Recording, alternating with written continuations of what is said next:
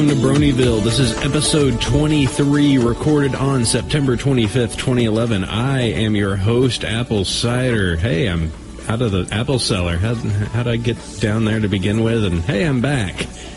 I let you out. Oh, good. I was wondering. We should let the lock be, unlocked from the inside, too. Oh, of course. Yeah. Clearly, that was an accident. Clearly, I just... One week gone, and it's already just crazy. So, good going there, Chef. I actually listened to the show, and that was pretty fun. You had a great little panel of guests last week. The show did not burn down around me. Nope. It's amazing, isn't it? That was I won't say I was shocked, but you did well. You did very well. You have such faith in my abilities. I do. Just don't ever do it again. So we have got a good show ahead of us. We do have a guest, I probably should have checked the last name just to make sure I didn't be too much of a doofus. So tell you what, let me do this. Let me have John introduce himself. That way I make sure I say that I don't mess up. So hello, right. John. Who are you? Hello, I'm John Joseco, and I'm that guy who draws lots of ponies. Yes, you may have seen his stuff. His stuff pops up once a week on a EQD, at least some strange little picture, just why is Lyra a seahorse? Just some little silliness. So great to have you on. Not only do we have you on to talk about general artistry, but we just finished up the first two episodes. Did you get to see both of them? Yes, I did. Okay, so we can talk spoilery. So yes. At the end of this episode, and we'll make sure to give big, bright, glowing letters for the three of you who haven't seen the episode yet. We can make sure that we take care of that and talk about the latest two episodes. But first, since I'm running the mic again, we have those four very important questions that we have to ask every guest who jumps on the show. And we'll start off with the first two listed here. Favorite character and favorite episode.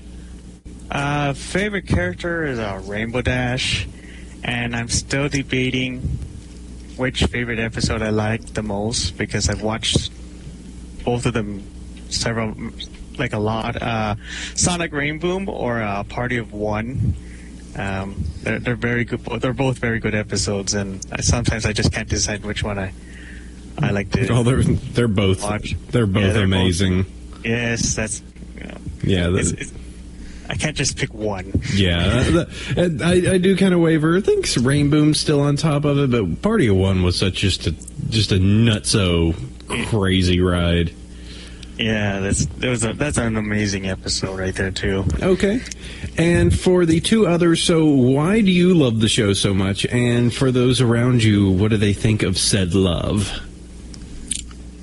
Let's say, what I think about this, why I love the show, is, it's actually very well made. They got likable, all the characters are likable.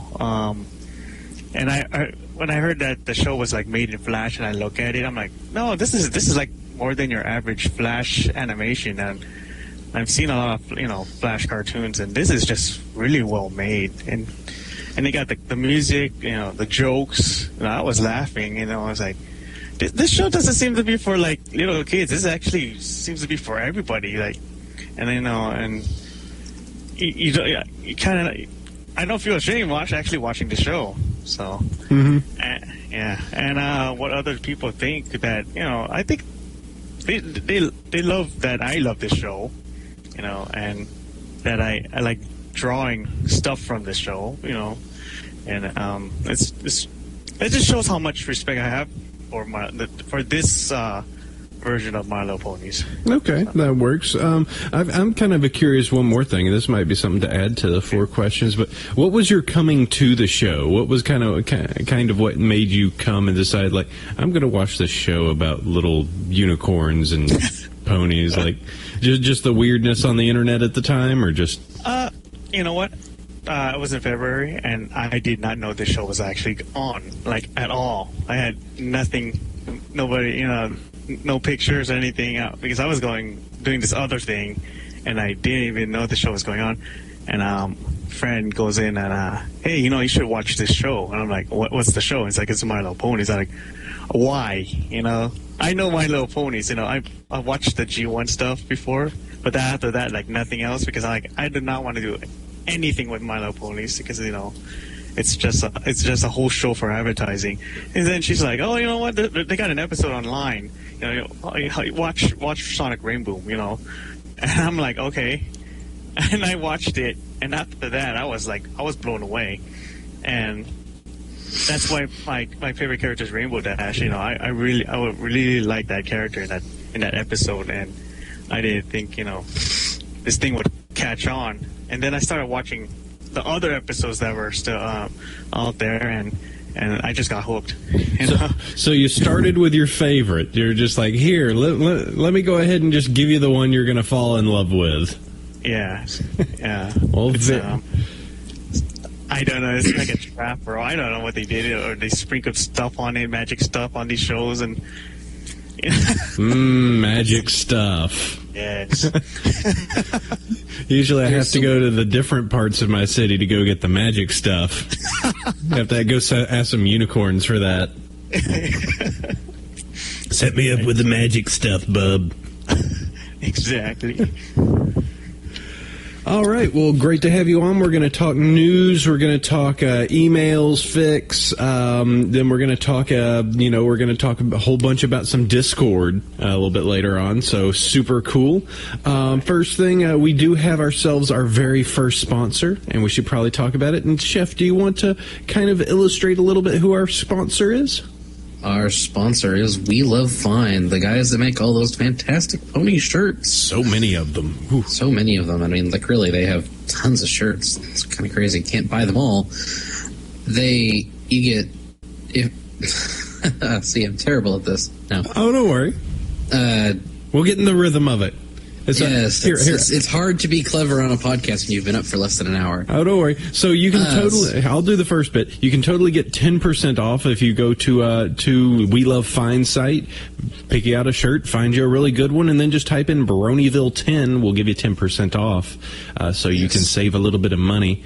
And there's a little special something coming up with a design contest. And hey, Chef, who would be helping out on that?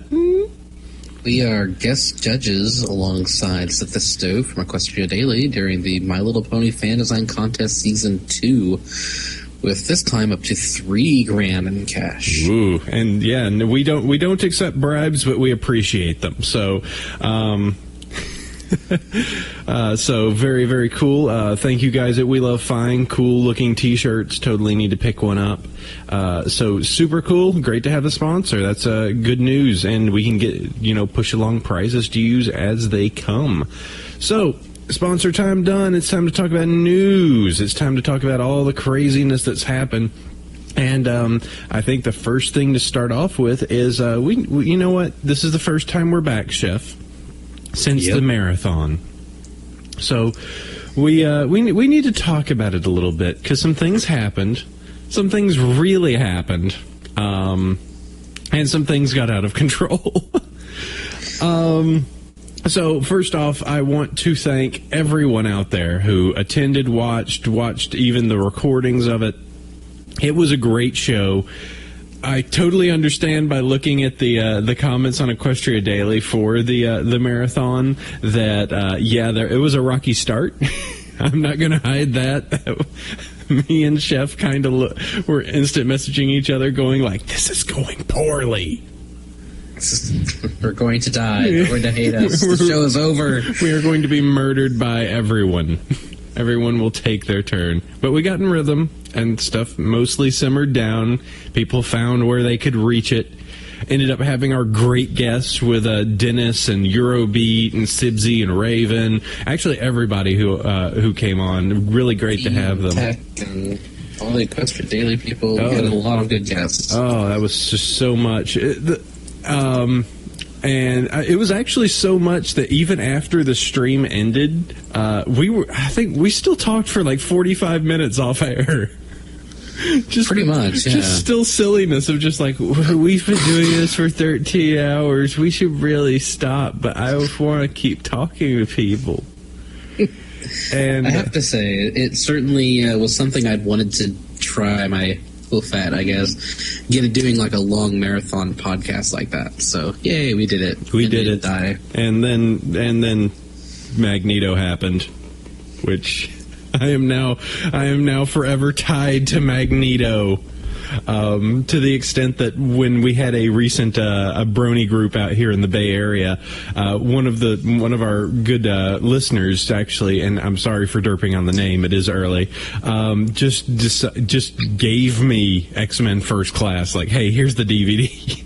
And I didn't register it, of just like, oh, thanks, I actually really wanted to see this. He's like, turn it over, and like, look, it's like Magneto. Oh, it's Magneto.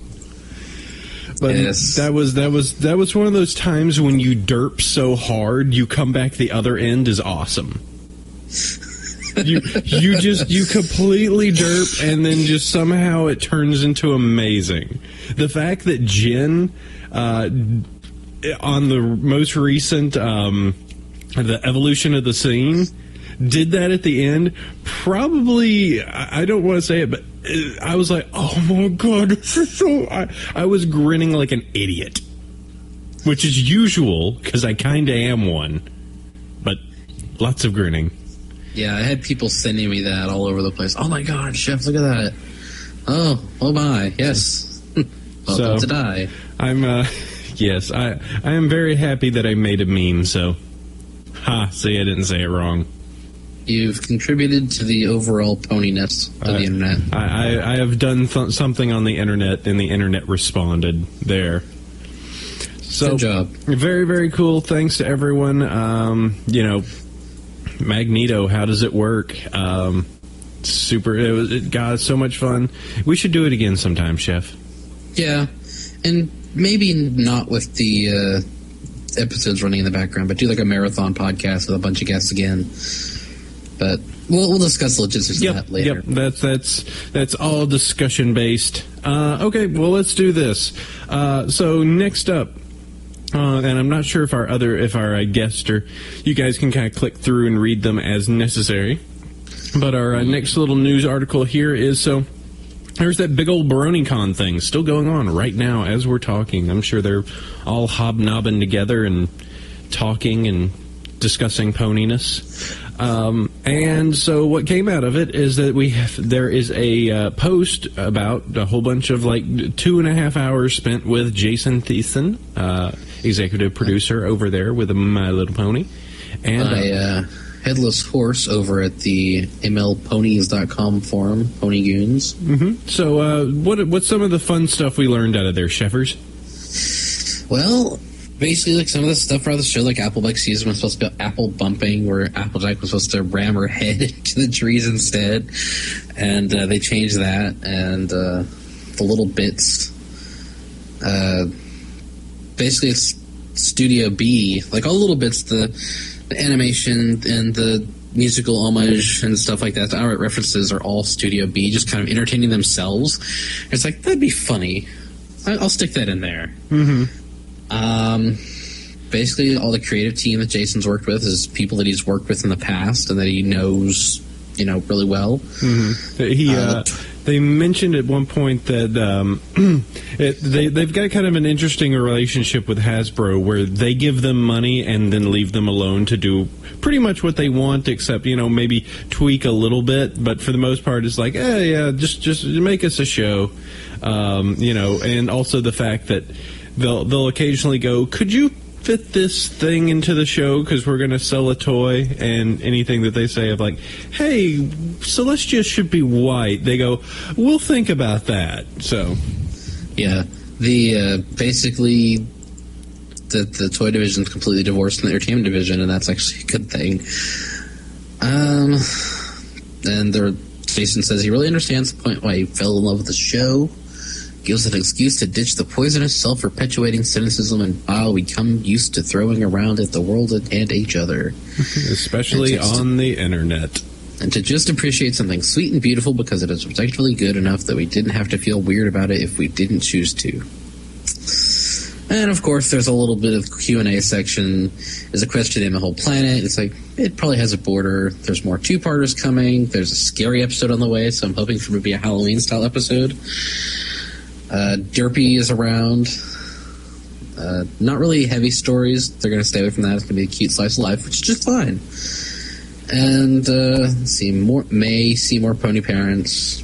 Yeah. They get their glee from the store. There's a ton of things where it's like... Yeah. There's questions where it's like, we haven't covered that. Like, where do zebras come from? We'll get to that maybe sometime.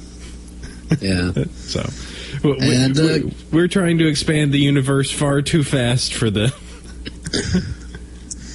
and the cool part is that it says there was over 300 people there, which is, for a first-time event on a small budget, is just fine.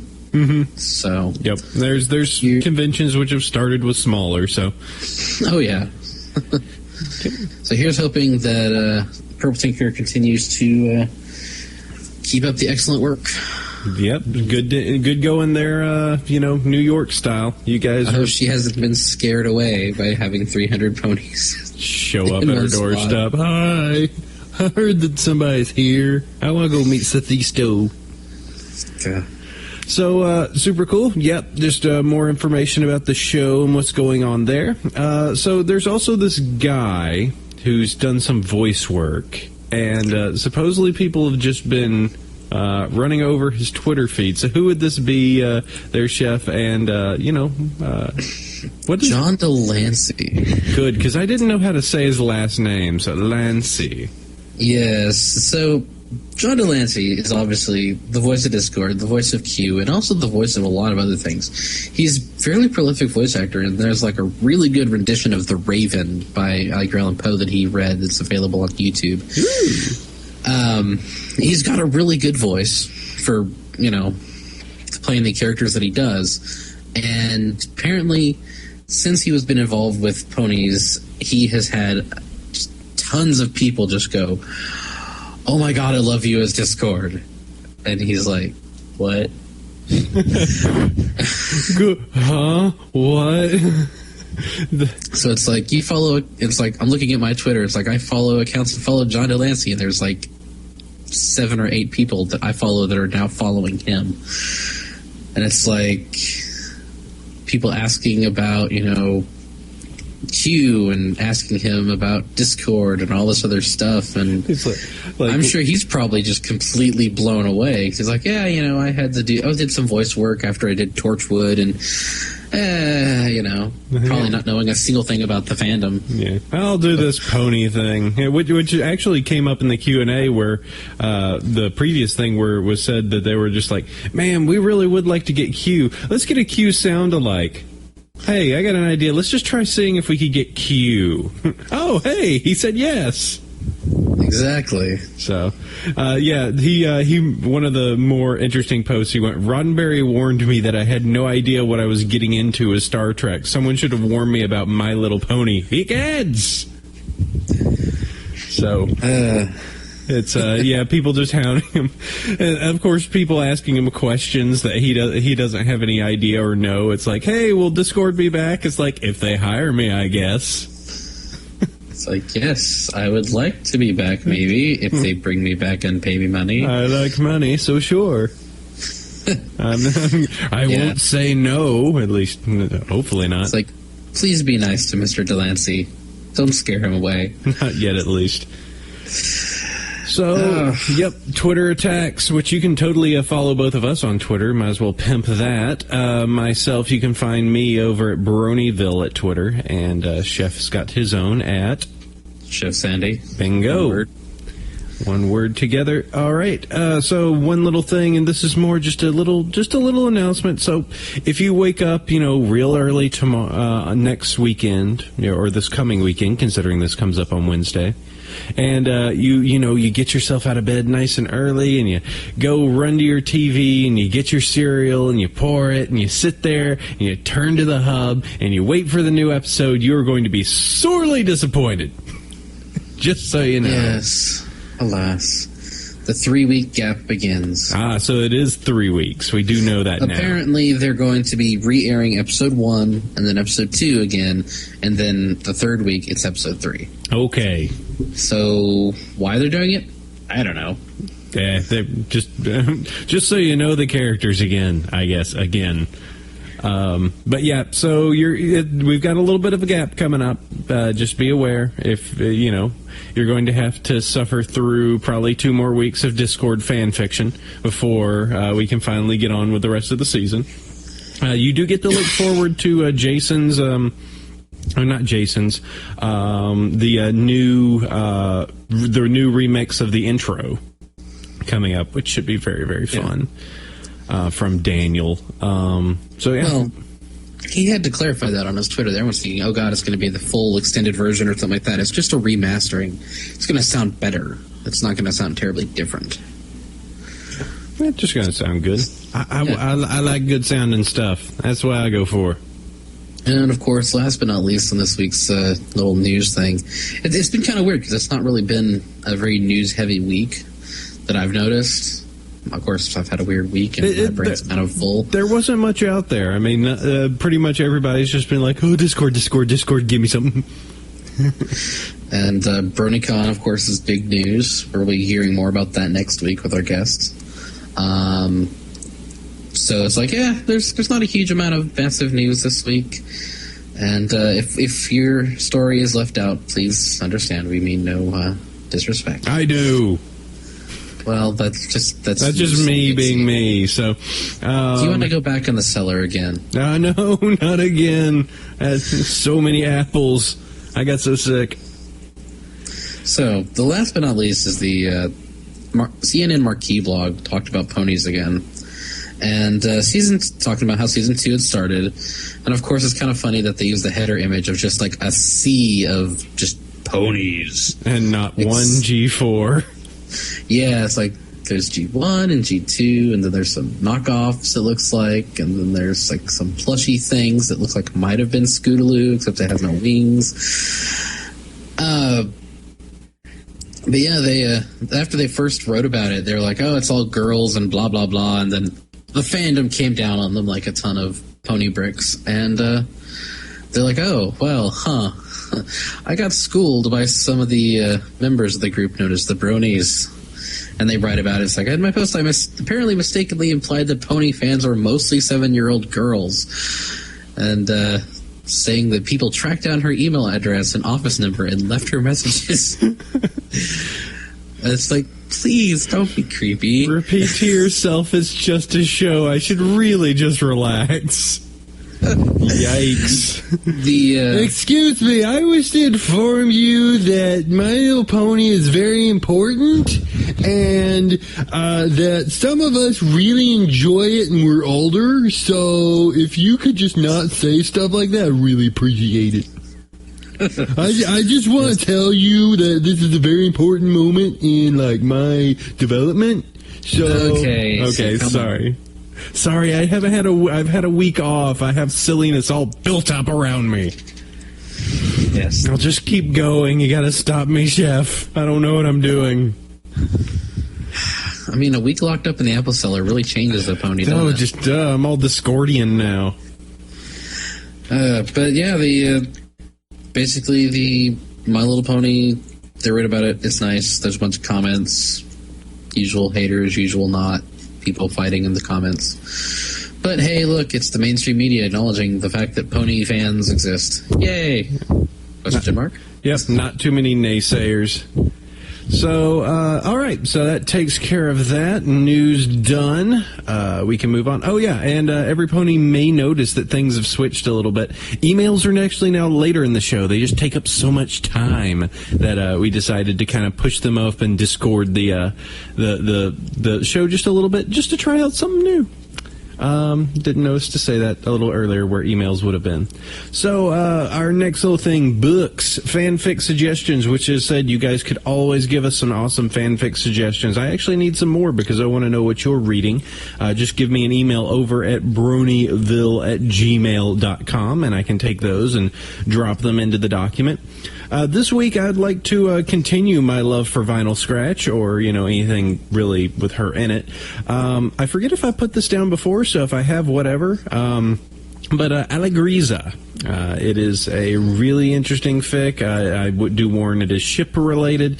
And it's interesting because it's done mostly looking at from the side of Octavia, where, she's just like, oh, I sure am good at what I do, and then, running into Scratch and just, the two of them butting heads constantly. I find it very interesting. I think it's probably one of the better portrayals of both of those characters. And I quite enjoy it. I said I'm completely a dork for any Scratch fic. So, go for it. If you want to read some Octavia Scratch fic, go for it. Allegriza. So, my pick this week is Once Bitten, Twice Shy by Winception. It, too, is a bit shippy, but it is also, in its own way, a comedy. So, I'm sure everybody's read stories where it's like the two completely awkward people try to hook up and they go to their friends, and the friends manage to muck it up. Or at least do their best to muck it up.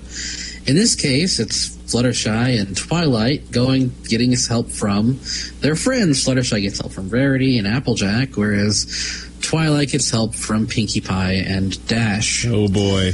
And it is a massive comedy of errors, and they are painfully awkward around each other. It's very well written, and would probably be really cute and funny animated, just because you can kind of see it that way. And it has a happy end, and it's just one of these meddling ponies managed to just make it very awkward and a really enjoyable, fun read. And one of the very rare ships, the Twice Shies. Yeah, it's a pretty funny story. I mean, even if you don't like the shippy bits, it's still pretty funny. Okay, so. Good deal. One Bitten, Twice Shy, and so Joseco. You don't read anything, it says here. Yeah, I don't do that because I don't want them. I don't want the influences. When I draw certain ponies and stuff. Like I know there's like a Fluttershy and Big Mac fanfiction out there, and I get a lot of that. I'm like a request for that, but I never read it. And somebody comes to you, it's like, draw Ninx. You're like, who? Yeah. Yes. Like draw Ninx. Like, what the heck's a Ninx? I had to research Nix, that one. Whatever. I didn't read the story, but I had to do a little research. It's like I've been all right here. There, that's that thing I drew. Everybody like, but I love Ninx. Oh God, he's back. Yeah. Oh, that guy. Okay, well, so that takes care of our books, our fanfics. So we got our topic time. So we've taken a lot of the mic time right now. So we just want to check with you as our great guest. So we're going to talk about just drawing, where you come from. We talked a little bit about how you got into pony. But, I guess we could go ahead and follow through the questions we have here starting at the top. So, just so we know a good idea there, John, why are you so awesome, as it states here in the document that I'm reading?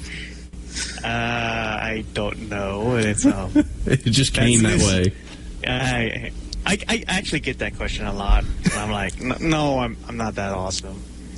I just like to share my art with everybody, and right now it's My Little Pony. So I just give something to the community, make this community an awesome fan base. Because to be honest, this is my first fandom like ever. I have never been in other fandoms ever, And so probably for the best.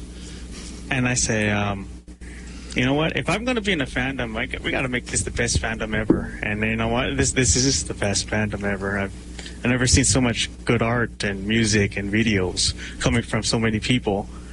And it's just the quality just keeps going up and up and up. So yeah. I say, you know, so I'm awesome. There are other awesome people out there. So everybody's making this thing just one big epic fandom. Yeah, so John's putting his stamp of approval on it. So you better step up. Yeah. See, one thing that I think, this is just me coming saying here, it's like that you just knock art out. It's crazy just how much art you'll do. Just go on. I mean, you had a picture of Big Mac as a discorded dog, pony, and Spike. And Spike is Rainbow Dash, like before the episode finished airing, almost. Well, the episode finished already. I just had, while I'm watching it, the wheels in my head are already turning. They're just turning right now. I'm like, okay, I gotta do this. I gotta draw. So that rainbow spike, that rainbow spike is great. I love that picture so much. It's funny because when I heard that and I saw that, it just popped in my mind. This is how he's gonna look like. If he just decided to go with it of just like, I am Rainbow Dash. Yeah. Like later on, he felt the awesome, and he wants to be more awesome now. They have an episode later where he's like, "No, I do want to be Rainbow Dash." Like, Spike, you tone it down. That was just necessary for a moment, and I feel bad about that. So to actually tell you what, let's do this. So if somebody wanted to check out your stuff out there, John, and may not know where to find it, where would be the best places to go and find your information, your pictures? DeviantArt, John Joseco at deviantart.com. Even if you just, there's my webcomic, The Lounge. I do that one. Pretty much those two are like my main places to go check out my art, because before I didn't know what I was going to do with my DeviantArt page, but now I found a purpose. And that's where I mostly put all the artwork in. Okay. Yeah. Good deal. So let's see. You want to hit the next question, or whichever question you want to hit there, Chef? Shiffers. I'm awake. So that's one of us. You've been doing, you've obviously been doing art for a long time, and you've been doing The Lounge since like 2002. Yeah. So that's obviously, but you've also worked on other comics. I have. Yes. Want to talk about those a little bit, or? I've done some out of the, like work that's off-site. Like I've inked and penciled some of my friends' comics. And those comics are like some comics called like Blacklisted, and what is the other one called? Darn, I can't remember the name off the top of my head. But they're more like in traditional American comics, and like Marvel and DC. But, very cool. So yeah, it's a very different stuff from whatever I do. So it's always a welcome thing, because I like to try different styles. Yeah. The another thing that you've managed to contribute, and I don't know if it probably was you that started it, is you drew Sea Pony Lyra. Yes, I did start that. And I have seen people all over the net drawing sea ponies of ponies that are currently around. Yeah. Like the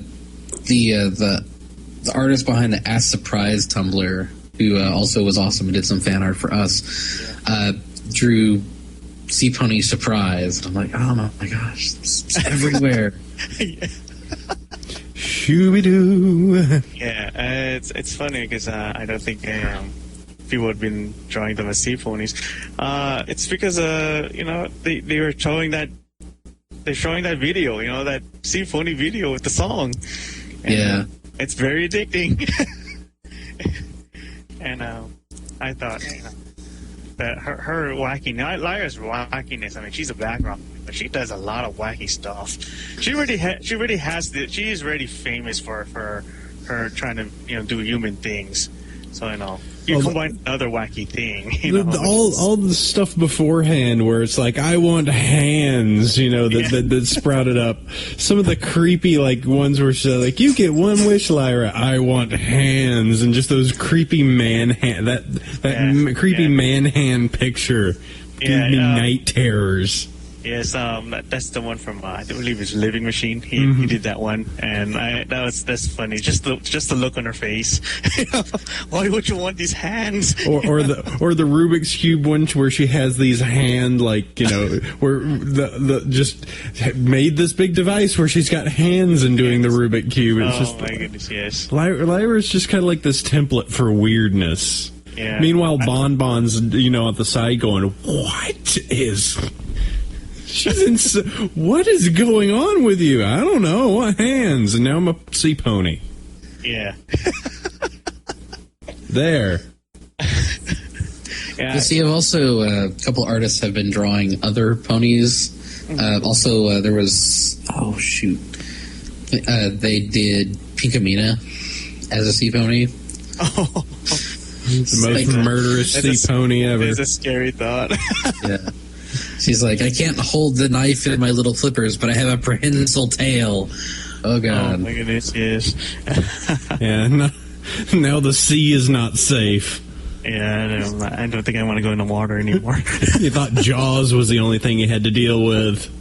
No, now Jaws is scared. He's like, get me out of here. I don't care. Have you seen this pony with a knife? It's creepy.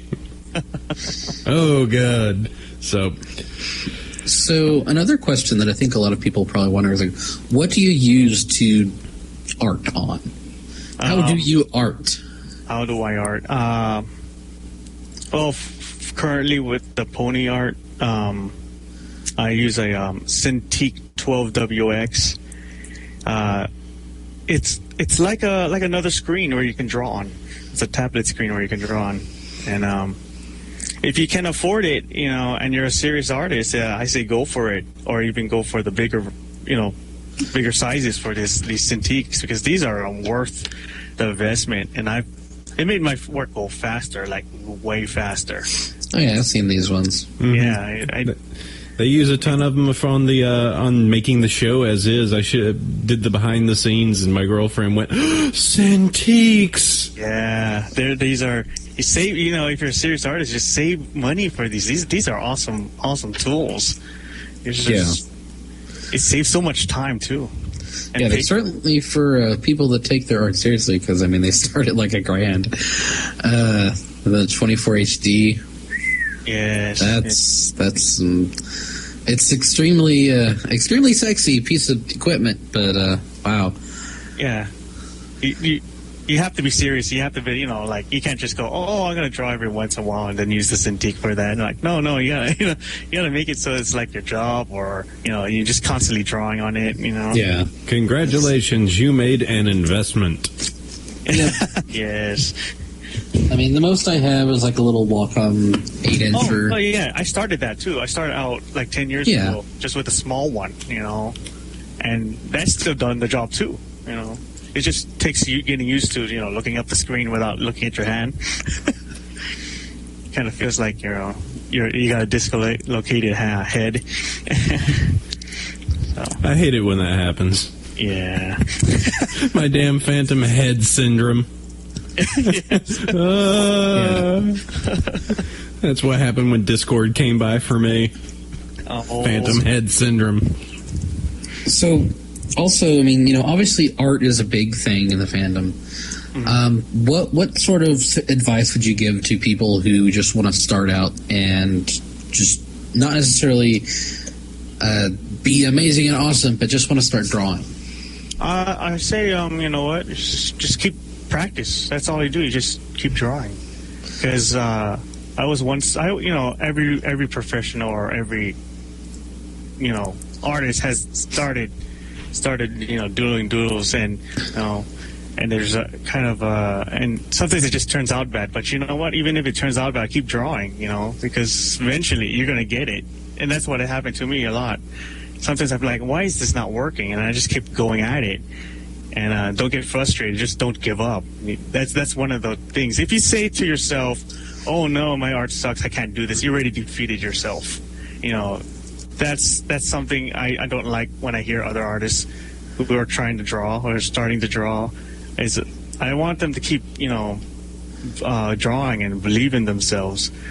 And I know it's hard, but it's that's how I went through this. That's how I got to where I am right now. Is I just kept believing. So in the end, it's all about journeys. Don't stop believing.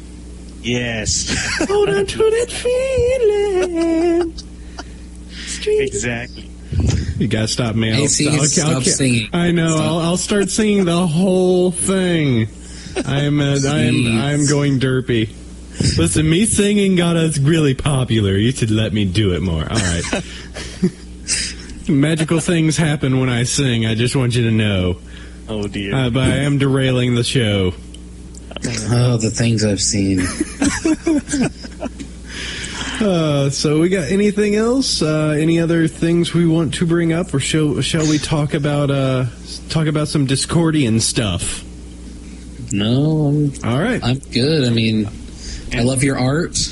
Yeah, great. Thank you. It's like, that's why we had you on the show, is because we liked your stuff. That's fine. That's fine. And I actually have tell you what, let me, need to get back to it, but you had that comic with, I'm derping on the characters right now, but you had like that 5-page comic. Oh, North Star. Yeah, North Star, where it was very interesting. Is there going to be any more to that? Yes. Oh, yes, there will be. Okay. It's just time. But it only takes a couple more pages. There's just so many questions to it of just like, okay, so they do the butt rub, and then that happens, and now she's trying to find it out. And wait, why is Pinky and Pinkamino no. I have a reason. No, I have a reason. I found the reason for that. Took some inner searching. Anybody about it?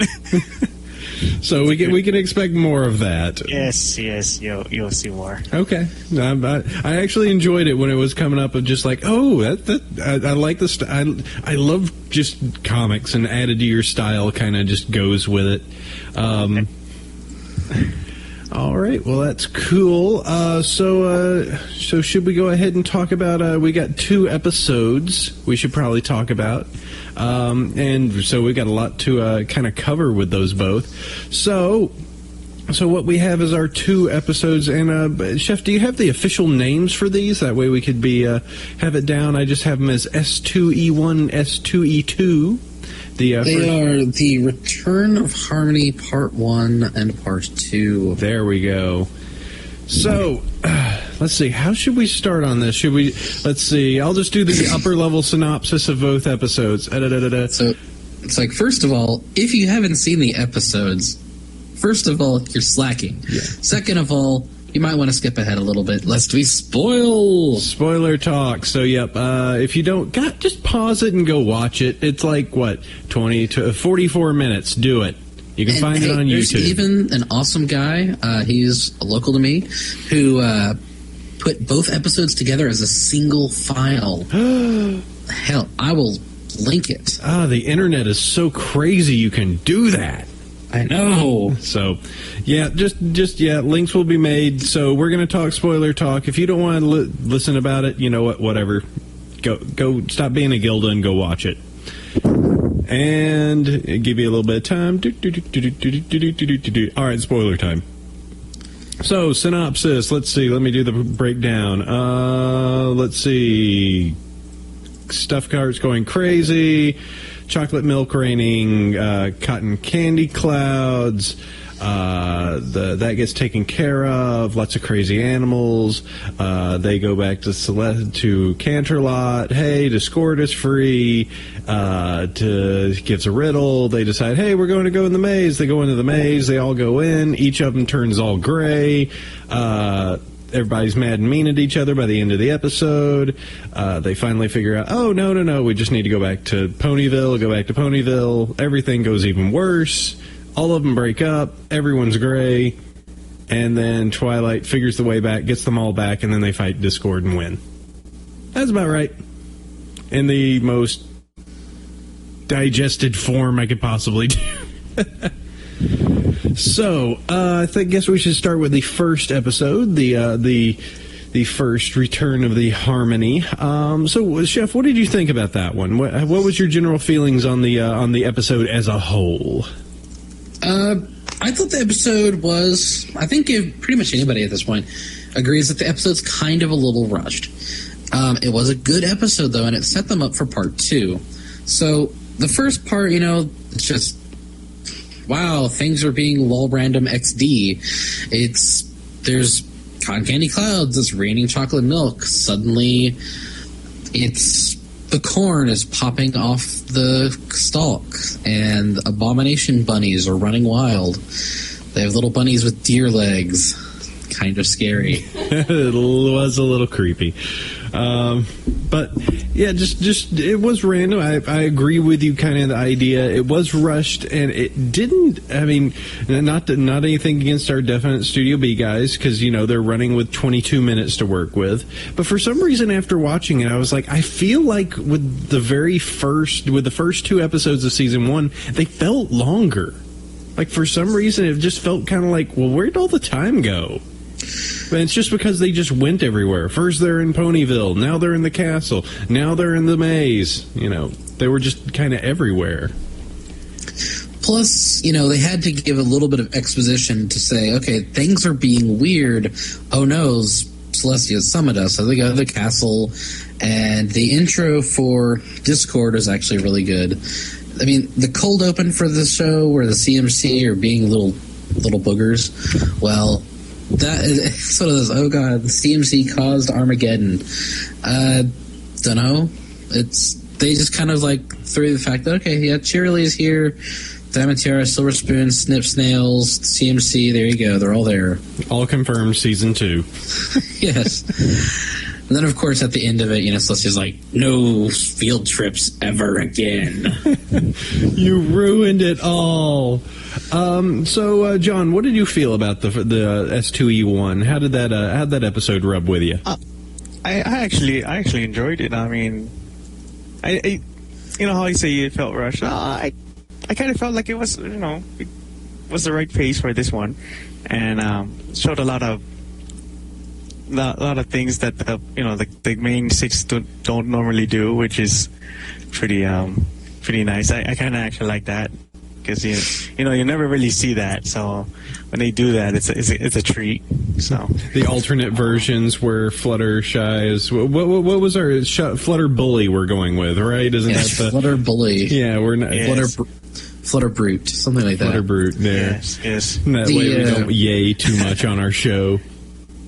I think one reason also that it, when in the first 2 episodes of season 1, you were basically just introducing the characters and establishing them as having, okay, these ponies embody the elements of harmony.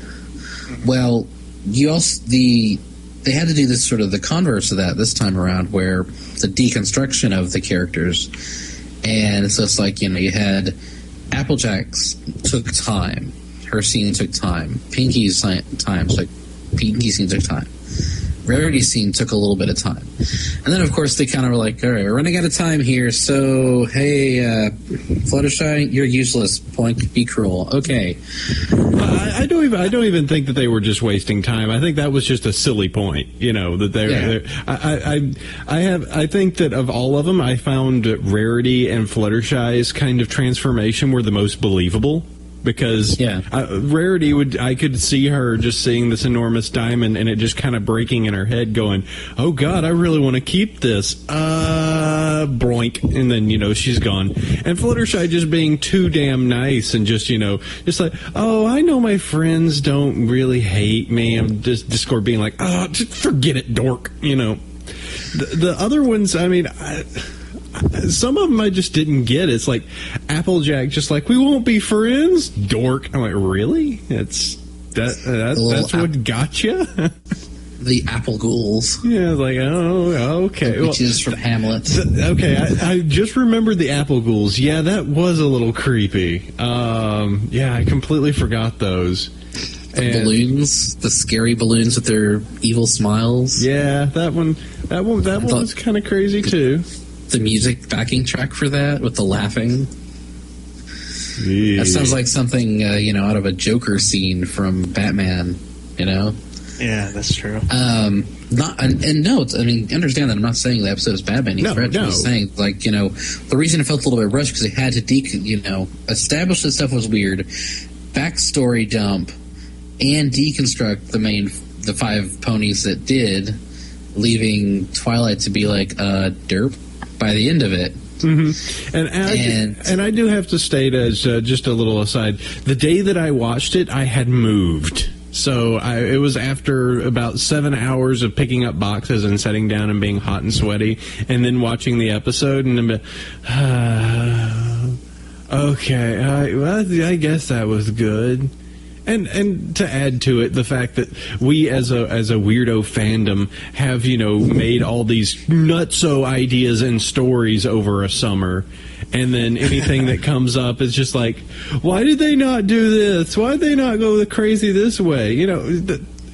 It's their way of doing it. As I agree with you completely. I'm not saying that it's a bad episode. I actually still consider it a good episode. And it feeds well into the second episode, I say. It sets it up very well. Yeah. The second episode, it literally continues right where, Discord is laughing his tail off at Twilight. And then she's like, oh, you cheated. You didn't even let us finish the labyrinth. And he's like, oh, wait, you thought it was in the labyrinth? You weren't paying attention, were you? So the whole labyrinth thing in the end was sort of a major misdirect. A major discord? What was that, huh? Ha ha. We love you, Chef. It is early, don't worry. Friendship needs a nap. Yeah, I mean, I agree. It kind of set up for it, and it's just like, oh, wait. And when they said, I noticed it in the first episode, but when they said, you need to go back to where you began, I actually thought it was like back to where it began. Oh, they're going to, the old castle in Everfree. But no, they go to Ponyville. Yeah, that's what I thought too. Well, they were going to go back to the forest. There was an interesting observation that somebody posted. It's like, where he's like, twist and turns, master plan, back where you began. And then they post the person, this was on 4chan, one of the generals, posted a photo. Where did the first episode begin? The opening of the book. In the very first episode when they open the storybook. Oh, good point. Oh, nice. So, back where the show began, opening the storybook, and that's where they eventually, the elements have been secreted away at. Nice. Smart. That's nice. A good point. Dag, yeah. Some writer over there is like, I'm so friggin' clever. I'm gonna pat myself on the back today. And then once people notice it, it's like, oh my god, that was a long game. Mm-hmm. Or mind blown. Ponies have blown our mind today. So, all right. So let's see. With the episode 2, as I said, I thought it was a great kind of fill in to the next one, because things that were bad in the first episode get worse before they get any better. They get way bad. Go on.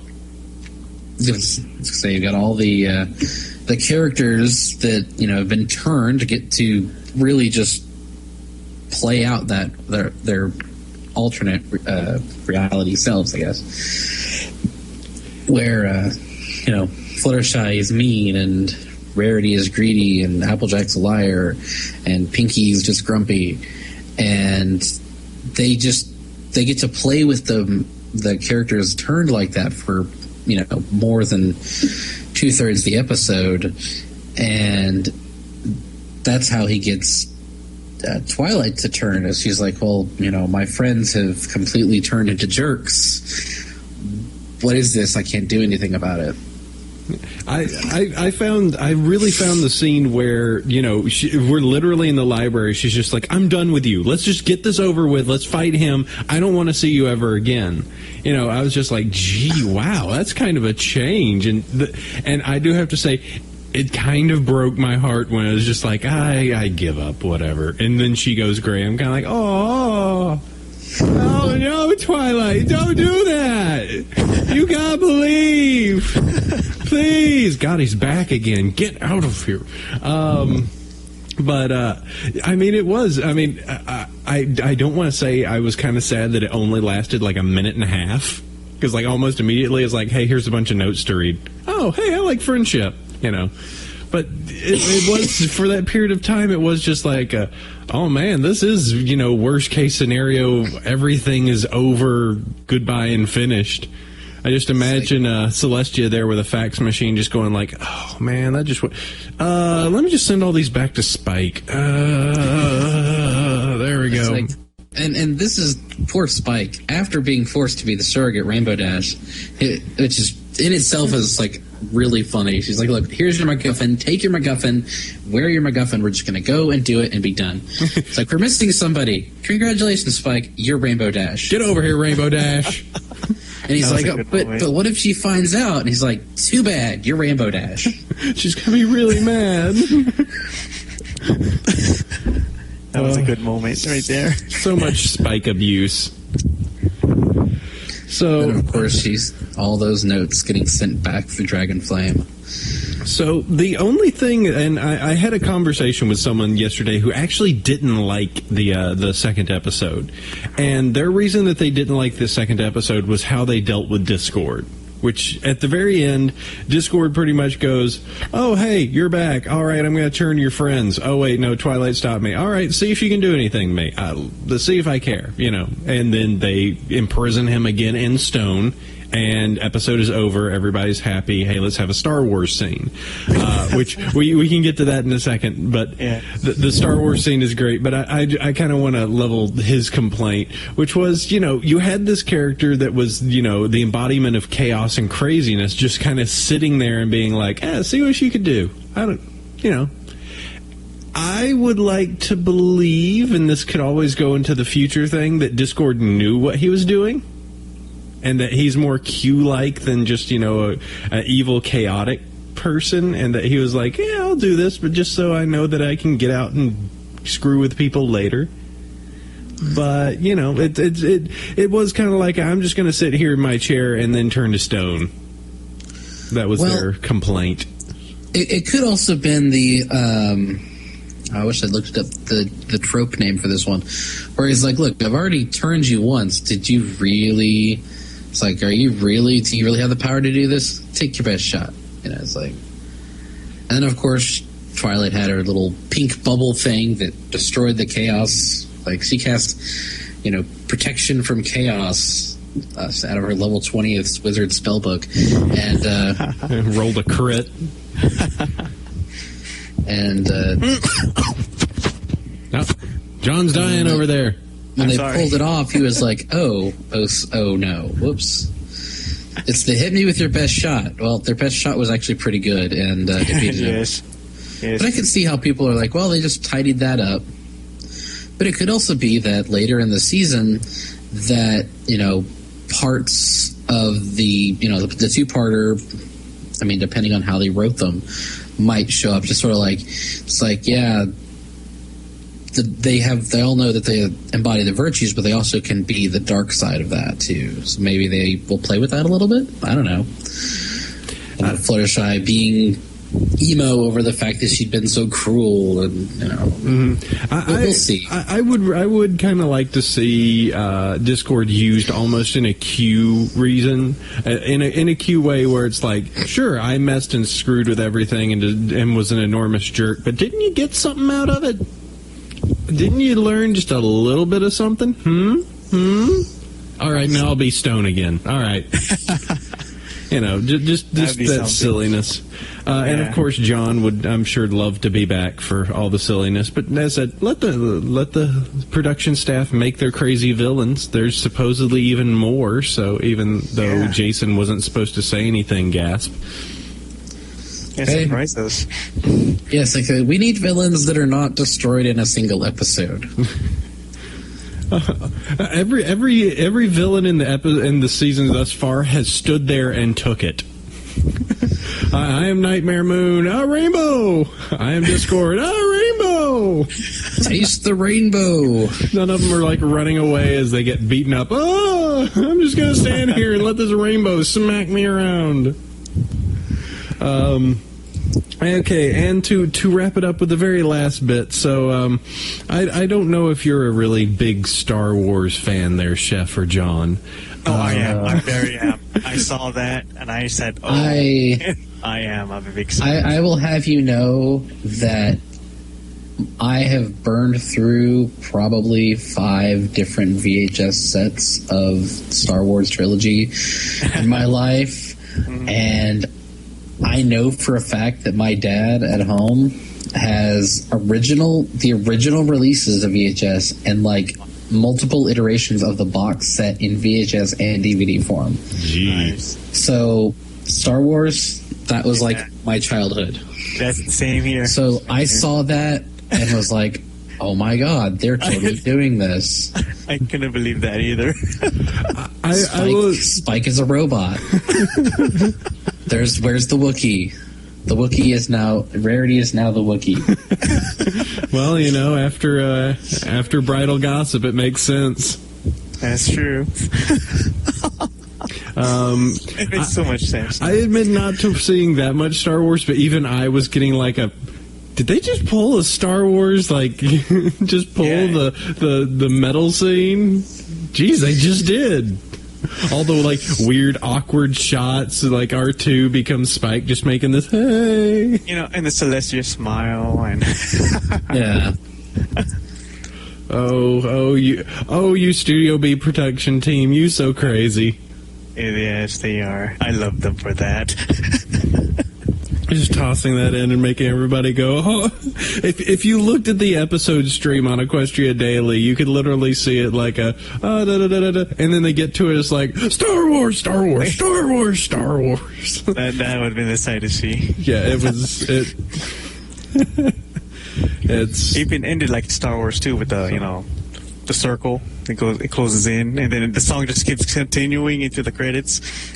Yep, and I'm waiting for somebody to post the iTunes version of the file that has the music at the end, because Hub, I hate. I mean, it's cable. It's premium cable. You have to pay extra to get, and you get like triple the commercials. Oh yeah. Why? Oh my, the commercials. And churros and all this other crazy stuff. And hey, would you like a butterfly garden? No, I would like some pajama jeans. Hey, I got a gyro bowl here. Would you enjoy a gyro bowl? I have this thing. I give it to my kid, and he can do whatever he wants with it, and stuff doesn't go anywhere. Oh, hey, do you know what? What? How about you get a baby doll, right? A baby doll that you put gelatin packets in. Ooh. So when you give it water from its bottle, it actually, craps green. Oh, I've been wanting one of those. It's something... I know that toy commercials were no better in my childhood, but now as an adult, when I watch the Hub streams, it's like, oh, really? Really? Have you ever seen a caterpillar turn into a real-life butterfly? The stuff that they advertise on that channel is, I mean, it's all Hasbro stuff. I love the gyro bowl the most, just because if you notice the kid holding it, sure, the bowl might twist and turn and everything, but there's still the terrible point that they've got to get that snack into their mouths, and that is the peril of just I'm eating Cheerios. Oh, look, it just went all over my body. Whatever. Sure, you stopped it at one point, but the fact that they have those nubby, not working fingers kind of defeats the purpose. I'm a child. My hands don't work. I'm being random today. Whatever. So Star Wars scene. Yeah, that was pretty cool. So here, I'm gonna layer it like this. So we've had 2 epic episodes, or 2 epic two-parters. We had the beginning episode with Nightmare Moon, and we've had this one with Discord. So you've got to make a decision which one you like better. Chef, which one do you prefer? What? So you got to think about it. Do you like the intro 2 with the beginning elements on season 1, where they were introducing the characters and then they fought Nightmare Moon? Or do you like the 2-parter where they went against Discord? You have to make a decision of which of those 2-parters you enjoy the most. I would say, of the 2, the season 1 opener, because it establishes the characters and the world to a really good extent and leaves enough hanging to make it interesting. It establishes that, there are problems to deal with, and of course, the Discord episodes were supposed to be the tail end of season 1. True. They were produced with season 1, so it's like you have the introductions, then you have the entire, mid-season, which is, slice of life episodes with the Gan Galloping Gala subplot. Then you have, oh hey, something else has happened. We need your help again. So it's like if the season 2 opener had been the season 1 closer, it'd be even better. But as it stands, the season 2 opener is just fine. I liked it. It's more pony after a really long gap. So I'll be happy with it. And basically, I was going to say that I don't think that the season 2 opener would be a good introductory episode to ponies. Yeah. On that level, I don't think that the season 2 2-parter is good for new watchers. Mm-hmm. Because it is too far out of tone with the rest of the series. It is dark. It is much, much darker. I would say it's almost in dark. I would say at times equally dark as Party of One. And Party of One can get has its silly parts and its funny parts, but the 2-parter is pretty dark. And not to say that, again, like I said, it's not a bad episode and I like it, but as an episode, it's probably down there with over a barrel in terms of, is this a good episode to introduce ponies to? Mm-hmm. Because it throws in the characters in media res. There's no characterization beyond, okay, that one's wearing a raincoat, this one's gubbling chocolate rain, this yellow one has bunnies that are horrible abominations, the purple one's casting magic but doesn't have any context. What's this elements of harmony nonsense? Why are they in a labyrinth? It doesn't really... It requires a little bit of knowledge of the characters to actually enjoy it. And if you haven't watched it, it's not going to make any sense in the context. In any context. Yeah, I could see that. John, what's your feelings? Yeah, I agree with him. Season 1... the beginning of season 1 was the first episodes were the best way to start watching the show, because it does establish the characters. And season 2's opener is like, we already watched the whole season of season 1. We know these characters, so now when they just jump right into it, you don't have to worry about it. But for newcomers, they're kind of lost. They're lost what's going on with what's happening in season 2. I think the end of okay, let me put my thoughts together this way. I actually, just by engaging on it, with the most recent episode that was out there, I feel a lot better about that entire plot line with Discord. I'm like, okay, I forgive a lot. I shouldn't even say forgive. I understand a lot of the decisions that were made in episode 1, in that one, and I do enjoy it. The only thing, and I was trying to quantitatively look at this of just there were this point and that point, it did establish character, but the number one thing that got me is Pinky didn't sing. That's right. It's just we didn't have a song. We didn't have a song. If Pinky would have just burst out there with some sort of little silly note, I'm like, all right, +1. There you go. You had a silly dance number, because Giggle at the Ghosty, we could just all admit that that's a just great song. Oh yes, it is. So very much. So I do have to give the intro just a little bit, but I think I have it in. I would put it in the same. You know what? I would put it in my thing equal to Fall Weather Friends. And I consider that still a good solid episode. I still consider these two good solid episodes. It's just as said, it was the end of a season, and you have to have that foregone knowledge of what exactly is going on. Mm-hmm. And well, I think when I compared it to Over a Barrel, it was not in the sense that I think Over a Barrel is kind of a rubbish episode. Yeah. But I love every episode. I have a fairly strict hierarchy of episodes. I rank things. He's got an Excel spreadsheet sitting there going like, I don't know. Tier to Over a Barrel tier. Over the barrel tier. It's just Snips and Snails tier.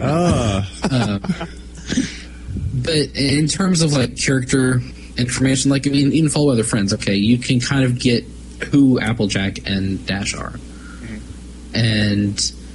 But in terms of like providing information about the characters from somebody from a position of not knowing anything about them, it doesn't really give anybody anything to work with. Come on, the balloon chase, that was kind of cool.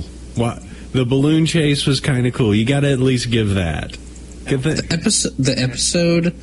episodes are great. I like them, but in the context of it, for new listeners or new watchers, those two episodes make no sense. Yeah, they might make no sense, but for us who have watched it, it makes sense. And I say that some of those points, I mean, look at the little pieces of it. I mean, step away from it as like I need to intro this to show it to somebody to convert them.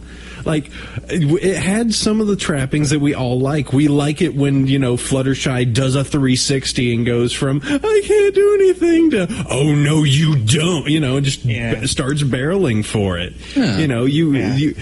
Pinky wasn't as Pinky-esque as she sometimes gets. She was just obsessing about Chocolate Rain, which we didn't cover, but yeah, Chocolate Rain. More internet jokes. Yeah. I said, I find it, I have a lot of trappings, and unfortunately, for whatever reason, I don't hold, I think Fall Weather Friends is a good episode. I don't hold it in really high regards. It's kind of mid-tier for me. So I said, I think it's competent. I think it's fine. It's just, it was what it was. And if it was a season ender instead of a season opener, we wouldn't be having, as much, we wouldn't be as conflicted. That's true. Yes, I agree with that. Yeah. It's not like this is our big return. It's like, no, this was supposed to be put at the end of something, but they just didn't have the abilities and times to do it. So it feels kind of out there and a little random, and it's not kind of the easy sweep back into a season that we were kind of hoping for. But yes. I still totally agree that, after watching the second one, that it stands, that it stands on its own, and that, it serves its purpose good. Maybe not well, but it serves its purpose. So there. Don't make me have to get all gray on you and grumpy, Chef. Gonna have to touch horns. Wait, no. We don't even have horns. Let's back up. I'm just gonna sigh. I was gonna say, would discorded apple cider be a teetotaler who is a prohibitionist? Yeah, pretty much. I said the worst thing about a Discordian apple cider is the fact that he's sober.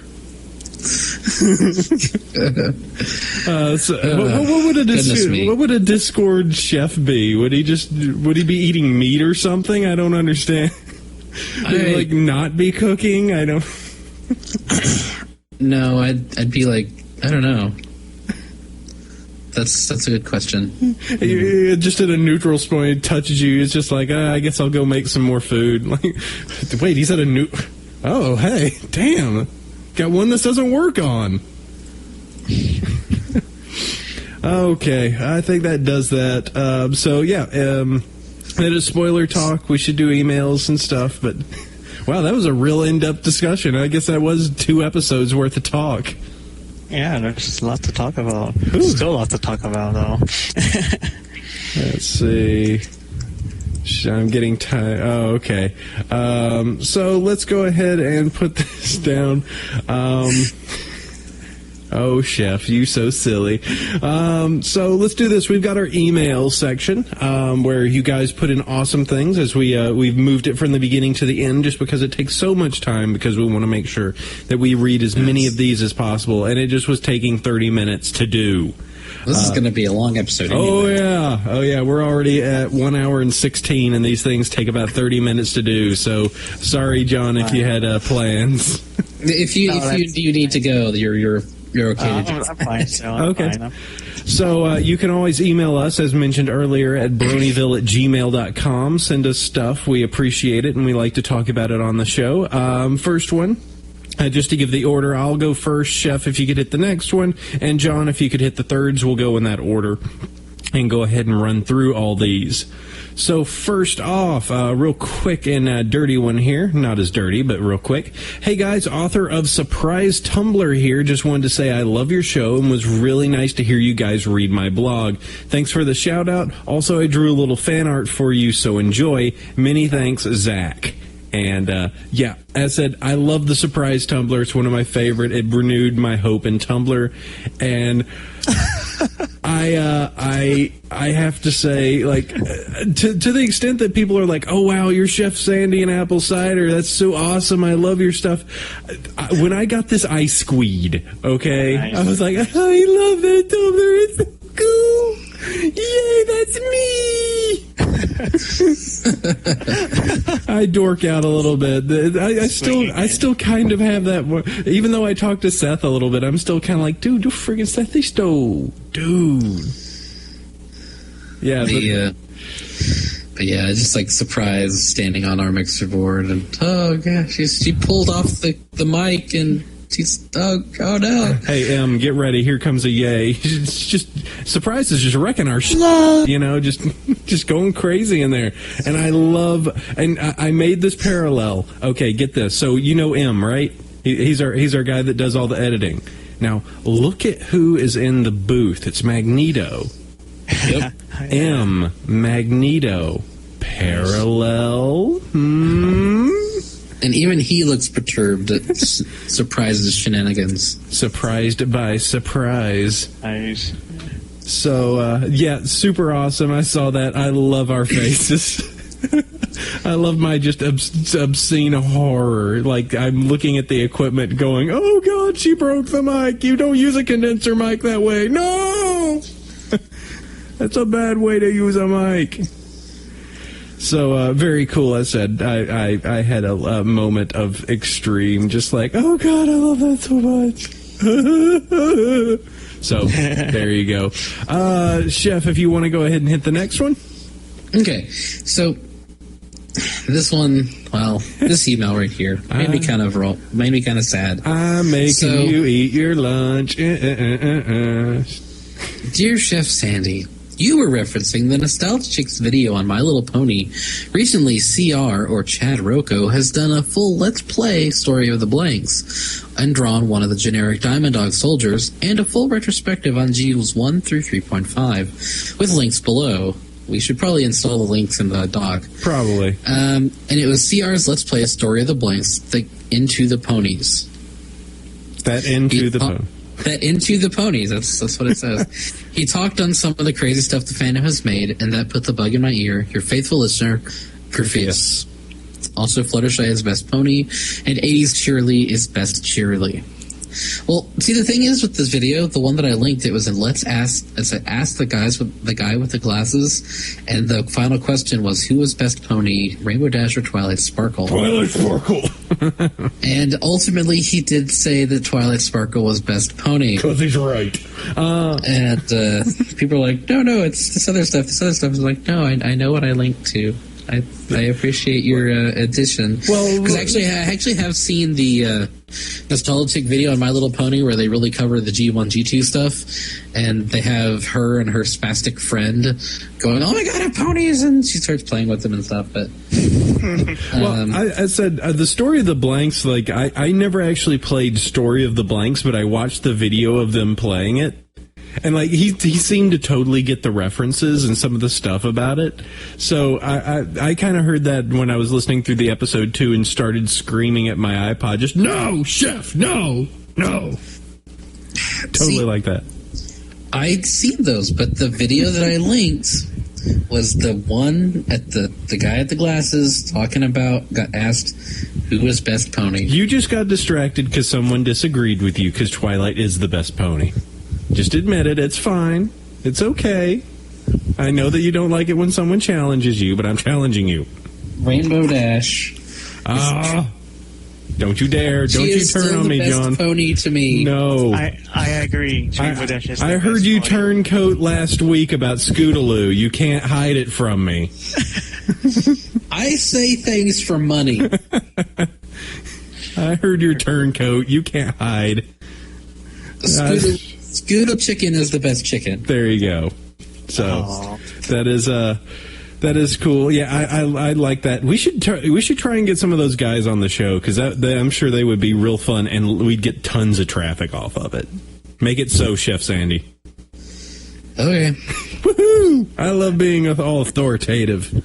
All right, John, if you could hit the next one, please. Dear Apple Cider, Chef Sandy, and awesome guest star. Wow, what a great episode. I was fortunate enough to have a number of folks over for the first episode, Pony Apocalypse, and it was spectacular. We had cupcakes, hot spiced cider, and other sort of goodies, and we played a couple of pony games before settling down to watch the episode. How about you, ponies? Did you have any special festivities for kicking off the new season? You're a faithful listener. What's this? How Macchiato Jolt. Yeah, Macchiato Jolt. A coffee pony. And it says, P.S.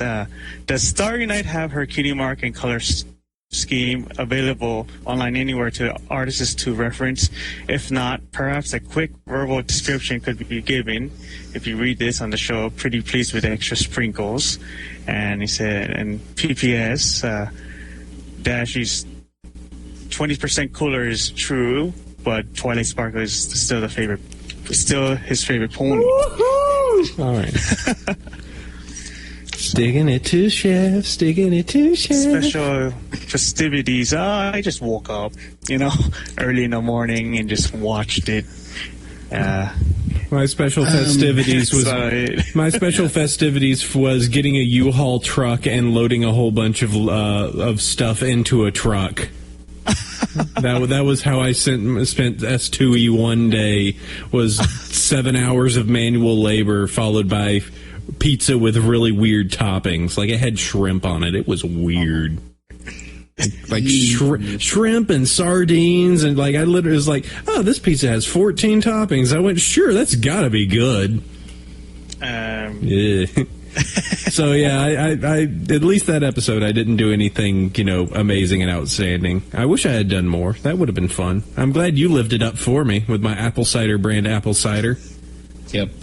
As for me, I basically just woke up relatively early and had a bowl of oatmeal and watched in my pajamas. Not exactly the most exciting thing, but I was chatting with people in the IRC and just, had some Diet Dr. Pepper and a big bowl of oatmeal and watched ponies. That is your life, a Diet Dr. Pepper and some oatmeal for breakfast?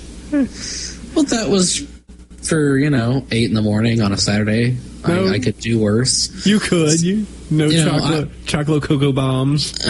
Well, that's the thing. It's like I've been halfway tempted to keep us some Fruity Pebbles or something.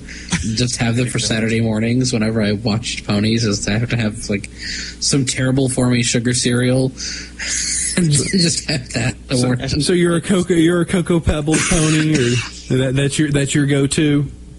Yeah, that or Fruit Loops. What's your go-to there, John?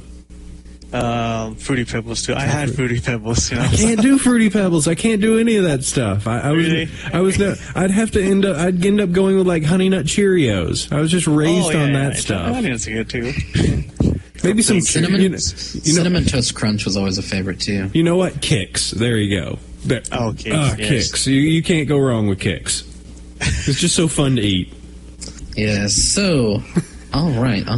Let's see. Oh, can I add that that person is asking about a Starry Night color scheme? Is Yep. Is there a link they can just check out? I mean, I see the link there, but yep, I added that into the show notes. If you check on that, actually, my girlfriend goes by SaberKitty at DeviantArt.com. If you click the link which I added to the show notes, which I'm attempting to access right now, it should lead to her character reference that she's added. She is now no longer an alicorn, but it's just a unicorn. So not any craziness there. And you can check that out. So there's her ref and everything. She has a little firefly companion, which I suggested, which is pretty cool. And also another thing I do want to pimp, and you can also find if you go over to her DeviantArt blog. She is selling another commission of one of the painted sketchbooks. We've got the Luna one that came up was used in the marathon. There's also another commission that someone won, and she's selling another one. You can find that on eBay. So if you go there and you want to get a full custom front-back painted sketchbook with whatever pony, whatever you'd like on it, totally go find her on eBay and pay for it. The more you spend, the better it looks. So, just FYI, I'm going to pimp her stuff real quick. Nice. So, totally do that. Trying to make a little funds over here, if at all possible. And yes, Twilight Sparkle is the favorite pony.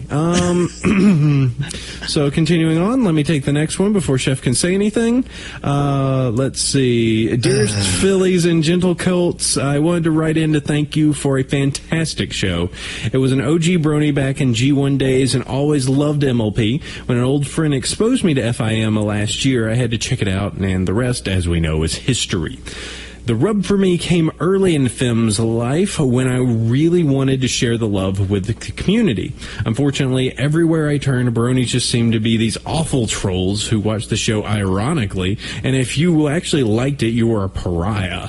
Eventually, sites like EQD popped up, and now I've discovered Bronyville, I'm being more confident that I can safely share my love and enthusiasm for Pony with little fear of being attacked by awkward, horrible monsters. So again, in short, thank you for doing what you do. The internet fan world needs more genuine friendship, love, and tolerance, and I'm excited to see the wise world of bronies take this on one smile at a time with a mighty brohoof Tremor. So yes, thank you for the love. Thank you for that. As said, we simply just love the show. We like the friendship, harmony, and all that goodness. So we like spreading that around and not being mean heads. So. It's totally okay to just like things. I know it's in this internet age. It doesn't have to be ironic to like it. You can genuinely like things. It's amazing. Though I am kind of growing a hipster little bit of scruff here, So I might be starting to enjoy it ironically. Actually, take some weed killer to that pretty quick. You know what? To speak about things that I actually like, but it's going to turn out being ironic. Right now, I'm wearing my Thrashers, the Atlanta Thrashers shirt. In 3 years, this shirt's going to be ironic. Like, oh, that team doesn't exist anymore. You're wearing it because it's ironic. No, because I like the team, you Reeves. Forget you, Winnipeg. They're still real to me. All right, moving on. There's my hockey rant. Keep going. Chef, take me out of this. All right. A gracious hello to Chef Sandy Applecider and your esteemed guests. See what I did there? I put Chef first just to mix it up a bit. He needs a day in the sun. As a fan of your show, I'm sure by this point you're aware of the FIM animator Generatigist's latest Evolution of a Scene video, a surprisingly delectable fan service that accompanied it. If you aren't, I'll stop talking. You can see for yourself just what resulted of your crazed ramblings during the sleep-deprived, pony-induced haze that was the latter end of the insane marathon. Magneto! All right. Yes. I may have been surprised when Know Your Meme unleashed Magneto's power the very day after the fact, but this brought my jaw to the floor, with workers on the show such as Jason, Daniel, even small-name Generatigist dedicating this much effort to Even though they're busy schedules, to interact with the community this way is sort of a thank you to the fandom. What lessons do you suppose other shows can take from this connectivity? Do you think that maybe, just maybe, we'll see an increase in the overall quality of future cartoons? If not in the way future showmakers will interact with fans the way the Pony Crew does? Will our beloved show become sort of a catalyst for a generation of quality animated series? Or do you think it will remain a single icon throughout the times, having achieved what most other shows will merely attempt? Food for thought. Flavin Bagel. First is long A. Flavin. Yes. Flavin Bagel. Flavin Bagel. Flavin. P.S. Every pony is best pony, but Discord is best dancer. That is true. He is a pretty good dancer with those videos. It just depends on what music you put behind him. Every day he's shuffling. Yep. All right. I love that song. You go on ahead, Chef. I've got things to say on this, but you go on ahead.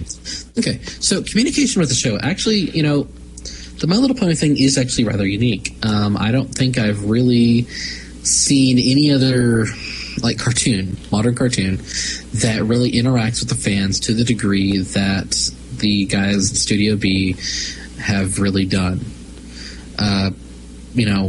We've had Sibsy and Raven in one of the IRC channels. There's another animator that pops up from time to time. You've got Genrata just doing his evolution of a scene, which is just like, they don't have to do this. They just, they did their work. They're done. They got paid, but they're still going out there and like, hey, these people really appreciate our stuff.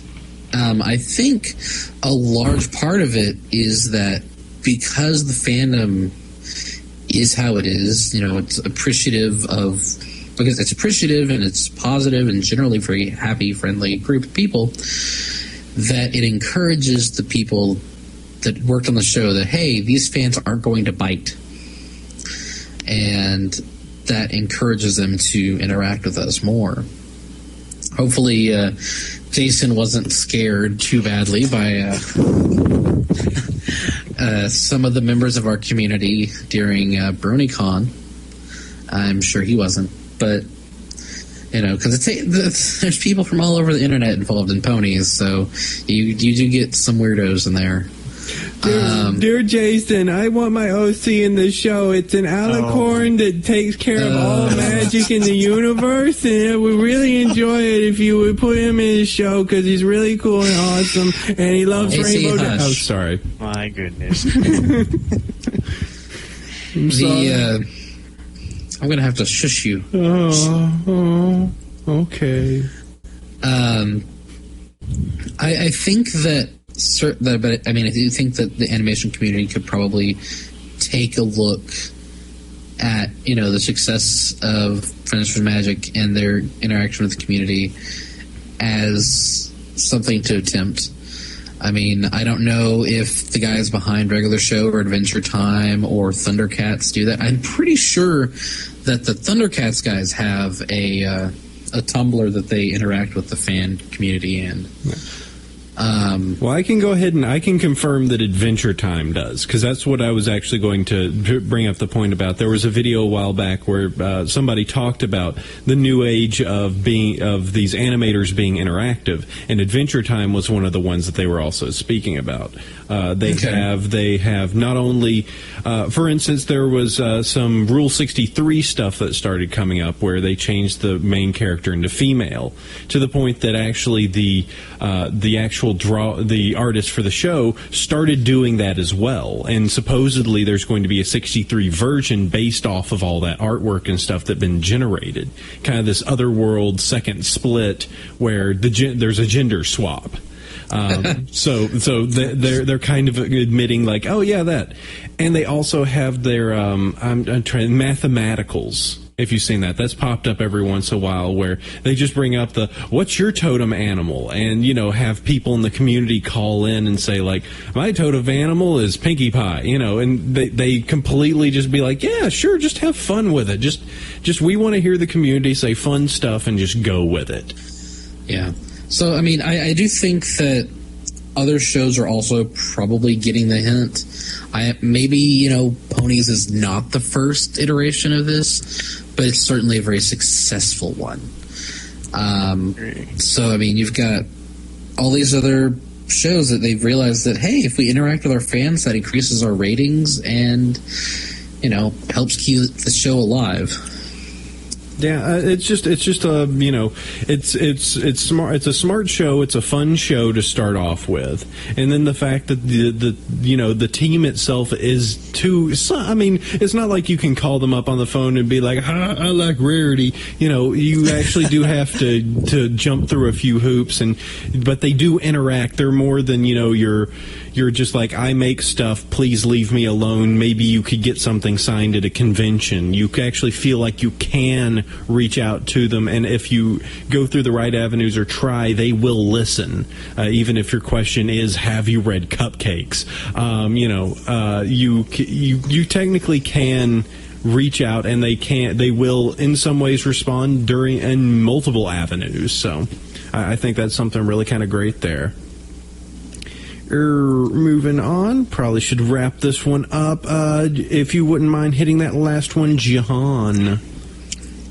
Okay. Dear Princess. Yep. Yeah, Dear Princess Apple Cider, Kings, Chef Sandy, and listeners guest. King? What? Yes, that's what it says there. I have a tip for any bronies out there that want to purchase the MLP line from their local toy store, but want to keep the bronyism under wraps, whether it be for social reasons.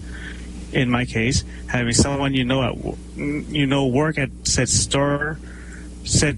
local toy store who you don't want to tell, or just simply don't want those weird looks you may get from the clerk behind the counter. What you do is, when you scour the shelves and find your lovely pony of choice, also pick up a birthday card for a 3-year-old, preferably a girl.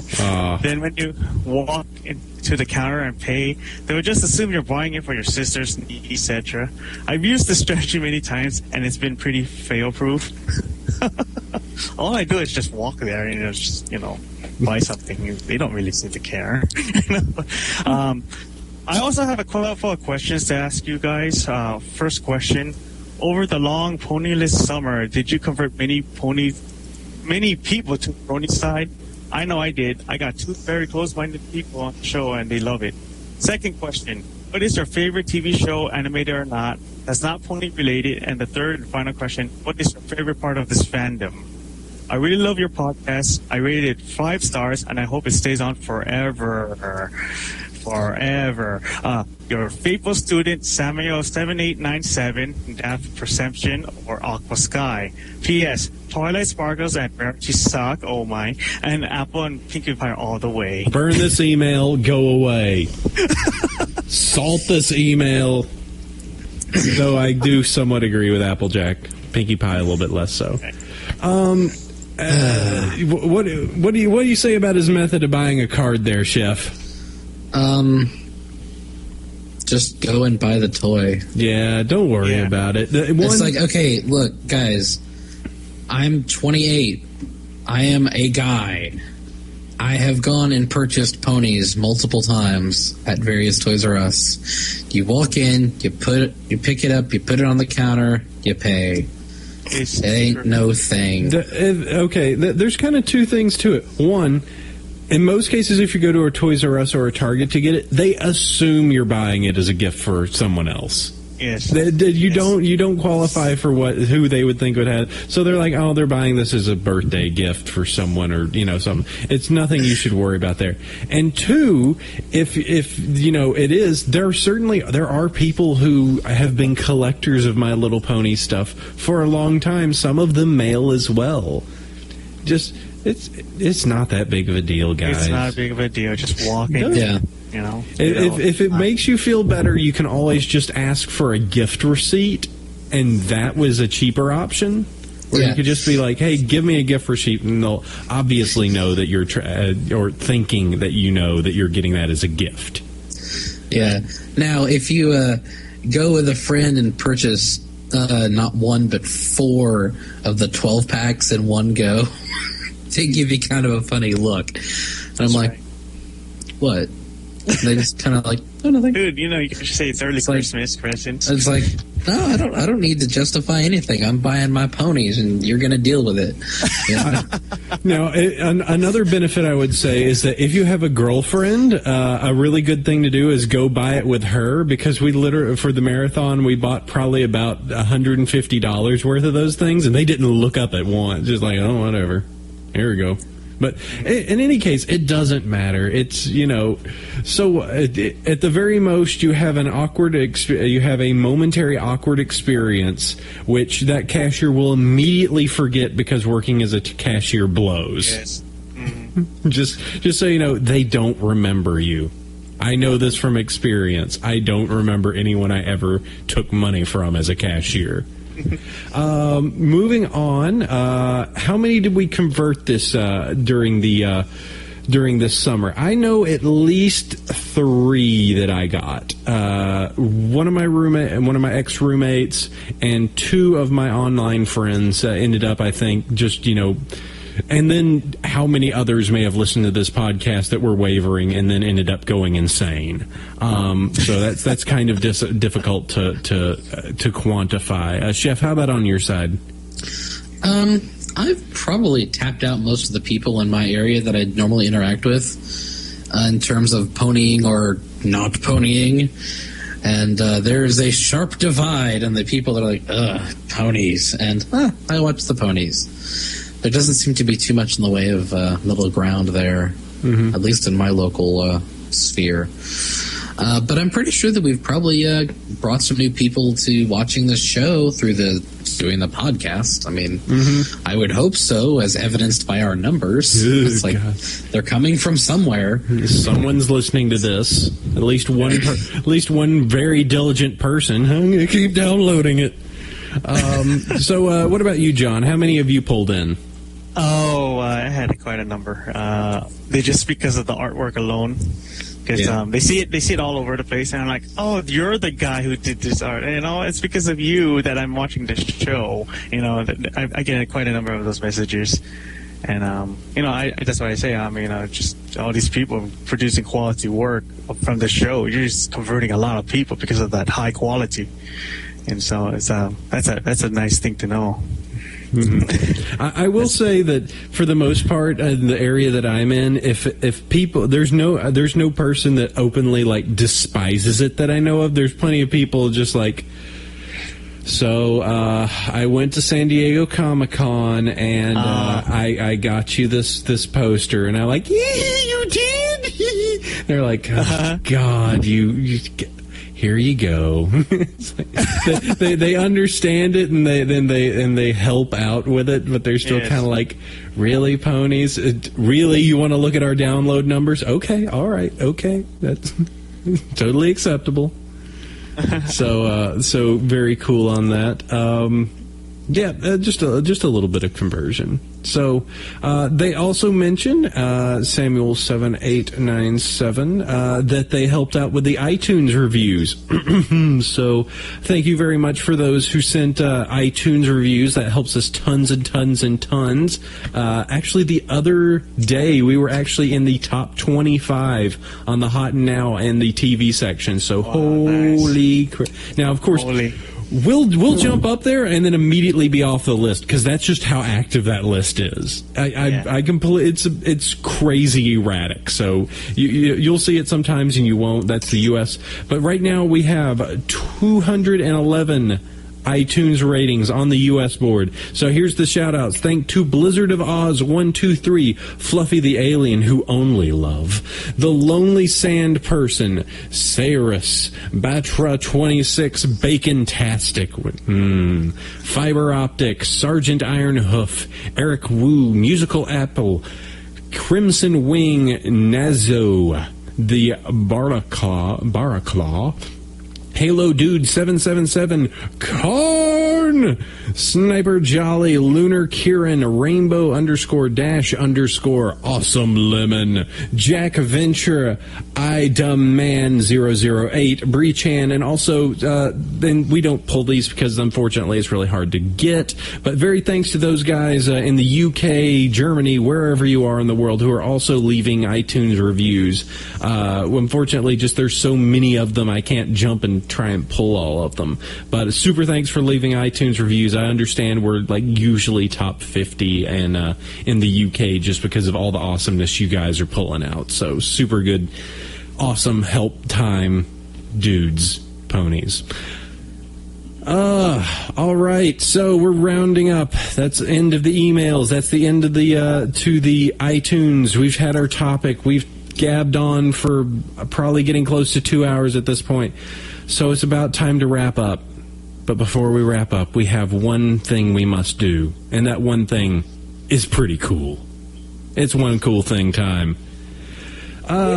Since we need like a fanfare and some wacky music for that. I do need to finally like take the time to make some background noise and music and actually like.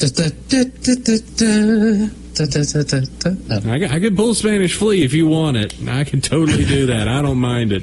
It just depends on how long this segment goes.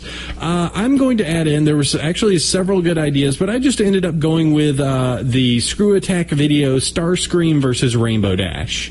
So they have this this death battle thing that they have where they take two characters from two established franchises and put them to a battle to the death.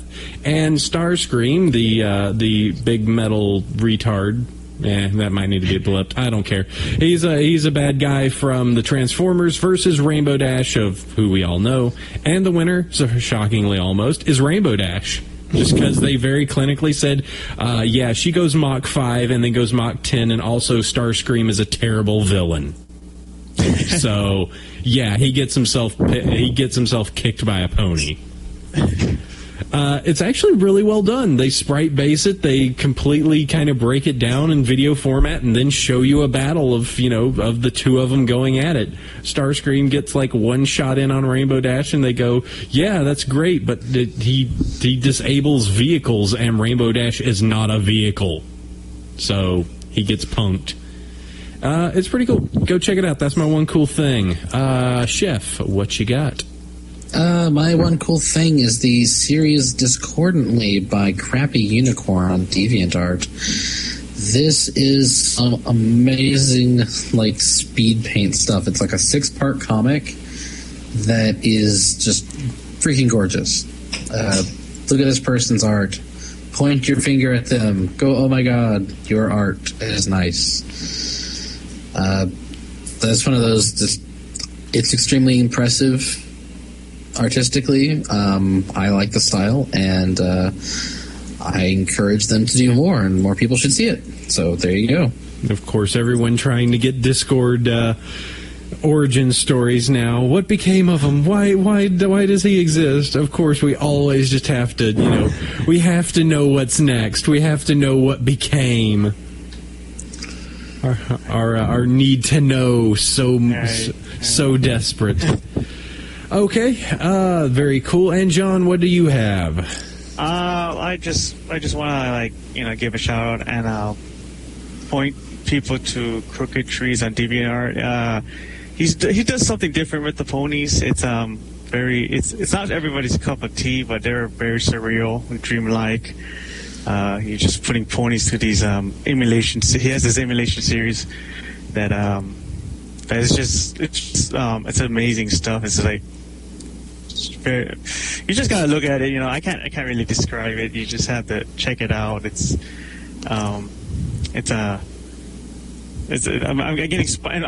get inspired by this guy because just from the way he paints alone. So yeah, check this guy out. On DeviantArt, Crooked Trees and at DeviantArt.com. It's totally its own different, very like some of them I'm just like it's a style that even if you don't like it, you can appreciate it. Mm-hmm. Like you can appreciate the work. Like I absolutely love the twist portrait. Yeah, like that one's probably like the most like closest to it. Some of the other ones are are fine themselves. But I mean, even if it's like, it's not my cup of tea, but you can kind of tell, like, okay, there's a lot of work and a lot of care that went into it. Yeah, he just doesn't just do it just to do it. There's something in there, and you gotta even with any other pieces if you don't agree with it, you just gotta say, that is a good piece. I don't agree with it, but it's a good piece. So yeah, that's my one cool thing. All right, cool deal. And let's see, that wraps up the one cool thing, which officially wraps up episode 23. So Yay. We are done. Let's see. I wonder if I can have to Control-Alt-Delete to actually see the time, and that's far too much work, so I should just wrap up an episode.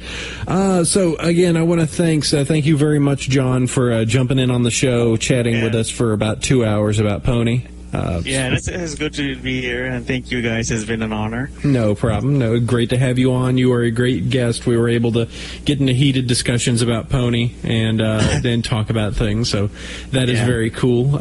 You're always welcome back. No problem. Do also want to always thank my wonderful co-host who takes all the abuse that I throw at him. Thank you very much, Chef. The things I put up with. I know. But you appreciate it. You know it's I only hurt the ones I love. And God, do I love you. And oh boy, there goes the ships. That's implying it hasn't already been done. Yeah, that really does. I believe the ship has sailed there. Ship has sailed is in another dock. And also, as always, want to thank you guys. You are awesome, awesome, awesome listeners. You guys make this possible. You guys send us emails. You guys make us feel awesome. And if it wasn't, we would still do this show if not for just the love of My Little Pony Friendship is Magic. But you guys make it so worthwhile. So super great. I mean, I can't tell you how much I love you guys and just your feedback. It makes doing our job so great, just because it's just like we want to help you, and we want to talk to you and for you about Pony. So that will do it. That is episode 23. I'll go through the rundown. If you want to go and check out the website that we have, it also includes some articles, some news postings, or you could just go catch the show. You can catch that over at BronyShow.com. You also, as mentioned, you can go to iTunes and go ahead and download us with whatever aggregate you like. iTunes, of course. You can find us as Bronyville. You can go over to, if you want to join us on Google Plus, before Google figures out that we're there, you can just look for Bronyville. Also, as mentioned before, we have Twitter feeds, mine being Bronyville and Chef's being Chef Sandy. And I say that's about it. You can always email us at bronyville@gmail.com, and I think that's the end of the episode. Sleep well, every pony. Adios. Goodbye.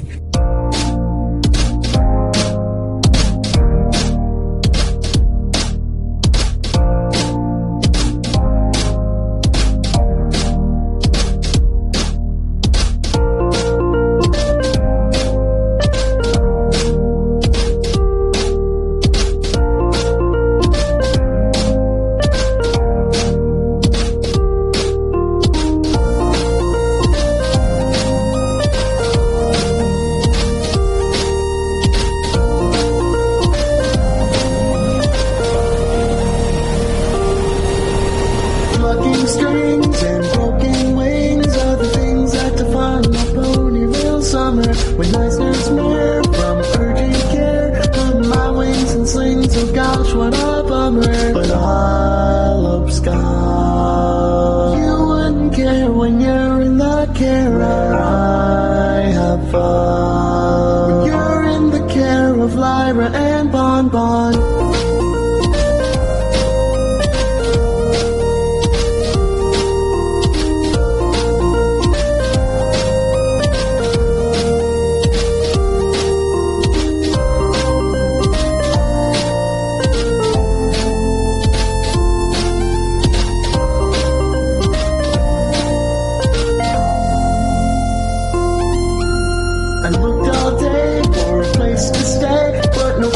Signs went on for miles. They saw my cast, they didn't even ask.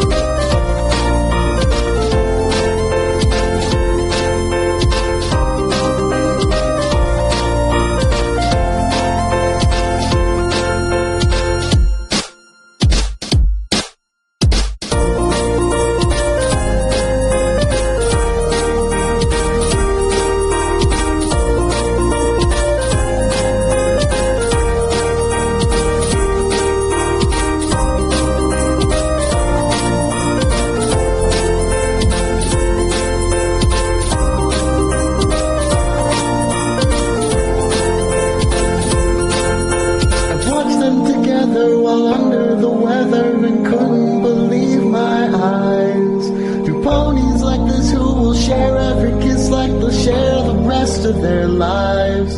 It made me blue and a little bit green, but they were flush red with love. I'm too yellow to tell them I'm leaving today under the orange sunset above.